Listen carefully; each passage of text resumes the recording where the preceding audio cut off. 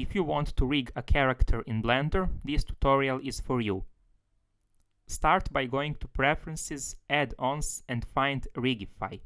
In order to begin rigging, make sure to enable this add-on and start by adding a single bone.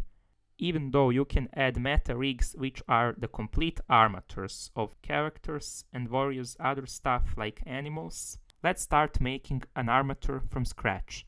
Add a single bone. Move the bone to the part that will have ties. Name it tie L and click Symmetrize. Now you can begin extruding the body. Extrude the main bone until you reach the top of the mesh, but if you have some arms and legs, make sure to add the shoulder bones for the arms. And now name it shoulder L. Click Symmetrize and you have a symmetrical bone. Now continue extruding until you make the arms. When you reach the part that has hands and fingers, duplicate the hand bone and make the fingers simply by extruding this part of the bone. Now duplicate the finger and add more fingers. I have added only 2 fingers to make rigging much more simplified. And now when you finish rigging the arms, you can add the legs. Do it simply by copying the main bone, rotating it, and name it leg L. Now right-click Symmetrize and here's what you get. But why is it important to name it like this? Because in the opposite way it won't work. I don't recommend you to simply copy and mirror the bones. You won't get a predictable result when you parent the armature. Make sure to click this option to make extruding much faster. Now you can extrude the entire bone simply by following the geometry, but you will need to move the bone in order to match with the mesh.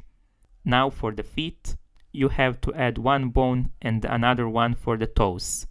And depending on how complicated your character is, I would finish the step with adding bones and try to parent the armature to the mesh. Because I also want to add some facial expressions, I need to add bones for the head. I will add another bone here on the top just to add the animations for the eyes and mouth. I have also added a pupil to make the eye animation more interesting. I have added the eye bones by duplicating this kind of bone. And some bones for the mouth, just to make sure that the mouth will have different expressions. Since this is just the basic rig of my character, to make it parented to the mesh, you have to do this. First select the mesh and then armature. Right-click Parent with automatic weights. Now the armature is parented to the mesh. You can now rotate, move or scale the bones as you like.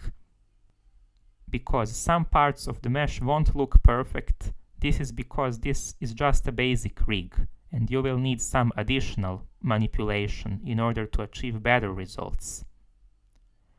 This rig, on the other hand, is forward kinematic, which means that every movement of arms and legs will depend on these bones.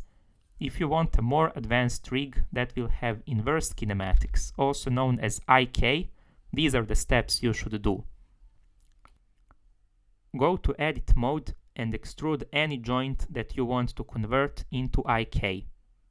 I will pick this joint and extrude it. Now this will be used for IK purposes.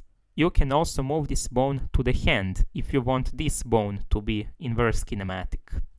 Now make sure to clear the parent of the bones. And also add 1 pole bone for the legs. Select the IK bone and the hand and click Shift I. Now here's what happens when you try to move it. I will do the same for the legs, but I will pick the foot bone, the joint between foot and lower leg. Now copy the bone to add pole. This will be useful for rotating the legs. In order to make IK actually do something, I will first show you the steps how to do it with the arms. Click the IK bone and the arm bone, Shift I, and two active bone. You can do it also by adding bone constraints. For example, you can add bone constraint simply by clicking here and pressing I. It automatically adds IK. But IK is empty, meaning that it won't do anything. You have to use this eyedropper or click the object to select armature. And the bone, also try by using the eyedropper to find the bone. The pole target is the one that you have here. And you have to select the bone. Now, as you can see, by using the pole bone, you can move it left and right, and it will rotate. But if it doesn't work, then you have to change the chain length. Try setting any number from 1 to 3. In my case, it's working for 2, because I have 2 bones. And now, when you have a full IK rig, you can use it for experimenting with various poses. I will try to make a pose with this character. You can also make eye movement, facial expressions, and even some facial details on the character. But if you don't like the IK, you can simply select the entire rig and Ctrl-Alt-I, or go to Pose, Inverse Kinematics, remove IK. And now you have a forward kinematic rig. To bring back the rig to normal, Alt-R to reset rotation, Alt-G to reset position, and Alt-S to reset scale. Now you have the default pose.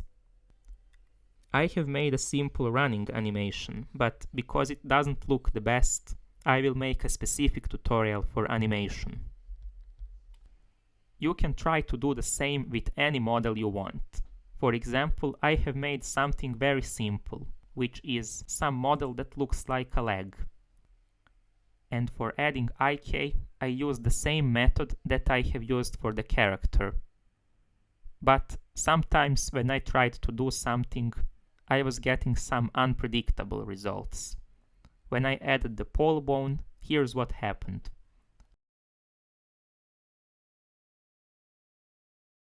So that's pretty much it for this tutorial. I hope you have learned something new about rigging anything in Blender. Whether it's a character or some simple object, I hope that you like it.